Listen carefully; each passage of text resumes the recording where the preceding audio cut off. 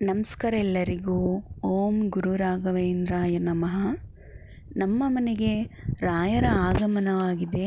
ತುಂಬ ಖುಷಿಯ ವಿಷಯ ಇದು. ಸಲ ರಾಯರ ಆಗಮನ ವಿಚಿತ್ರವಾಗಿ ಬಿಡುತ್ತೆ. ಹಾಗೆ ನಮ್ಮ ಮನೆಗೆ ರಾಯರ ಆಗಮನ ಆಕಸ್ಮಿಕವಾಗಿ ಆಗಿದೆ. ಕೆಲವರ ಮನೆಗೆ ರಾಯರ ಆಗಮನ ಹೇಗೆ ಗೊತ್ತಾ? ರಾಯರ ಪ್ರಸಾದ ಮಂತ್ರಾಲಯದಿಂದ ಬರುವುದು, ಹಾಗೆ ರಾಯರ ಫೋಟೋ ಬರುವಂತಹದ್ದು ಅಥವಾ ರಾಯರ ವಿಗ್ರಹ ಬರುವಂತಹದ್ದು ಇರಬಹುದು. ಯಾರೆಲ್ಲ ಮನೆಗೆ ರಾಯರು ಬಂದಿದ್ದಾರೆ ಅವರೆಲ್ಲ ತಿಳಿದುಕೊಳ್ಳಬೇಕು ನಿಮ್ಮ ಎಲ್ಲ ಕಷ್ಟಗಳಿಗೆ ರಾಯರಿದ್ದಾರೆ ಎಂದು.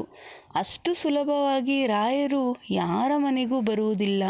ಬಂದಿದ್ದಾರೆ ಎಂದರೆ ನೀವು ಪ್ರತಿ ಗುರುವಾರ ಭಕ್ತಿಯಿಂದ, ನಂಬಿಕೆ ಇಟ್ಟು, ಶ್ರದ್ಧೆಯಿಂದ ಪೂಜೆ ಮಾಡಿ ನಿಮ್ಮ ಕಷ್ಟವನ್ನು ಹೇಳಿಕೊಳ್ಳಿ ರಾಯರ ಬಳಿ.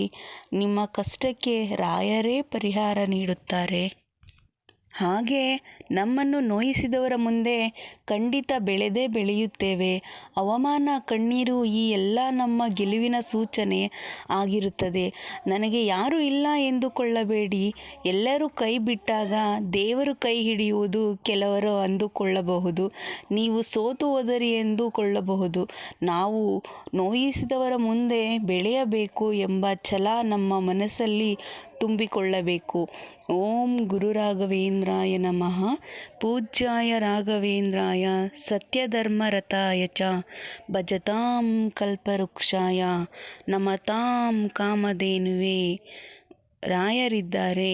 ನಿಮಗೆ ಈ ವಿಡಿಯೋ ಇಷ್ಟ ಆಗಿದ್ದರೆ ಲೈಕ್ ಮಾಡಿ, ಶೇರ್ ಮಾಡಿ, ಹಾಗೆ ನಮ್ಮ ಚಾನಲನ್ನು ಸಬ್ಸ್ಕ್ರೈಬ್ ಮಾಡಿಕೊಳ್ಳಿ. ಧನ್ಯವಾದಗಳು. Thank you so much.